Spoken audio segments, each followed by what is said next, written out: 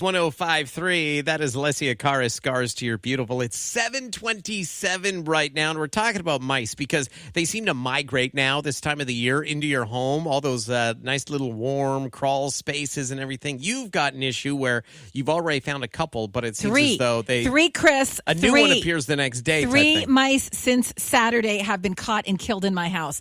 I've never been so happy to have a hunting dog in my life because she's taken care of business, lucky. This one. Yeah. We took a lot of suggestions from the Kiss family. I just thought of something.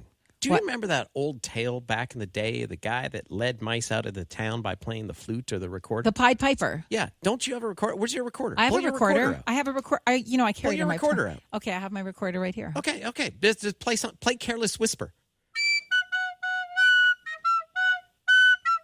Do you not think the mice would follow you out? Lead them to the field? You think this is the sound that's going to do? It's going to do something. Me doing Careless Whisper and them coming out? All right. It's worth a shot. I don't know if the professionals are using that method. All right. Speaking of pros, we have Ryan on the line. And Ryan is from Skedaddle Wildlife. How you doing today, brother? Very good. I'm doing great. Good. We took a lot of suggestions from people listening this morning, but you're a pro. So I think the best thing to do is to call a pro to come and get rid of the mice. But before people do that, people always have this idea, well, I can handle it myself. Do you have any tips for people that are seeing? And this is the time of the year where mice are gravitating towards warm spaces, right? Yeah, this is it. I mean, the mice know the days are getting shorter. It's getting cooler. They know that when there's 2 feet of snow on the ground, it's a lot harder to find food. So this is a busy time for them. They want to get all the food that they can find on the ground around your home and take it into the house, store it inside your walls and inside your attic, and that's what helps them ride out a long winter. Oh my God, I literally got chills. I didn't know that they were like bringing snacks into my house and they were in my walls. That's just so, just to think that there's all these critters living in the walls is just very unnerving. Now I've gotten one with a trap. My dog has taken out 2. I don't even know how they're getting in the house. How are they getting in? Well, that's the $1 million question. You've got to figure out how and where they're getting in, because even if you take care of, and it sounds like your dog, and between your dog and yourself, you're taking care of a few on the inside. There's always going to be mice on the outside looking to find their way into the house, and they're going to follow the path that these mice have. So you've got to figure out how and where they're getting in. But each house is different. So how they might be getting into your home is going to be different than somebody else, depending on how it's built, how it's constructed. The condition of certain building materials. It really, really depends. Okay, so I have to do a perimeter check. That's what everybody's saying. So, okay, let's say they're in now. I have no idea how many mice are actually in my house. I'm not certain if I have any more mice, to be honest with you. But if I do I just leave the mouse traps out and hope that takes care of everything?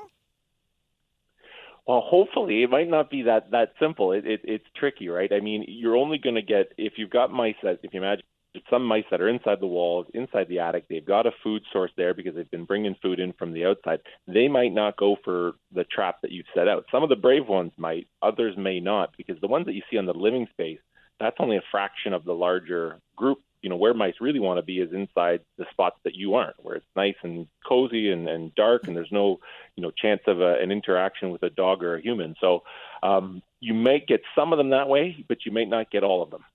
My pantry in the basement has a ton of Kraft dinner, and it feels like they keep going for the boxes of Kraft. Everybody loves KD. That's Even why. the mice loves KD. So do I just clean out my pantry so there's no food sources for them there? Yeah, you definitely want to reduce any food sources. We want to push those mice out. We want to prevent them from being able to get back in. If they've got a food source on the inside, that's a reason for them not to go into your traps, and it's a reason for them not to want to leave. So yeah, any pantry items, any dry food items, get that into containers, get that into something that a container or up off the ground in an area where mice aren't going to be able to get to them. That's really step one for sure. Yeah, it's that time of the year. They're migrating to those spaces. Ryan from Skedaddle Wildlife is on the line. So if somebody wants to get rid of their mice because they're just squeamish, they don't have the time or the patience, they can call you guys. You guys come. How long typically does it take for you to get rid of the mice? Well, it depends on how much food they've got stored in. I mean, we can usually be putting a dent into your problem within a few weeks. Typically, we've got to get out there. We start by doing an inspection. Like you said, it's a really busy time of year, so we're seeing it across all of our franchise locations. Tons and tons of mice calls in the fall. But usually within a few weeks, we can start to really be putting a dent in that overall population. If I pulled out my recorder and tried to play Careless Whisper and lure them back out of the house, do you think they'd come? I don't know. That was a pretty good rendition. I mean, you may want to practice and make sure you're hitting all the notes exactly. Okay. But I'm going to practice, Ryan, when I get home today and really perfect it. And tomorrow I'll see if they'll follow me out. Between that and cleaning up the craft dinner, I'd start with the craft dinner. Okay.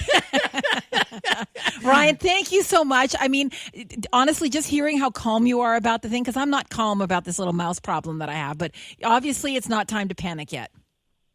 No, you don't need to panic. You can definitely get this sorted out before winter. The good thing is it's still early, right? Obviously, as it gets real, you get tons of snow and ice, finding those entry points becomes a lot harder. So you still got some time.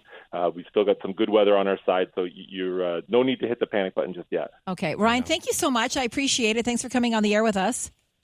Yeah, absolutely. My pleasure. All right. And it's a great big thank you. Sandra's going to play us out. I'm going to play here, you pal. out, Ryan. Okay. She's going to play us out. Let's go.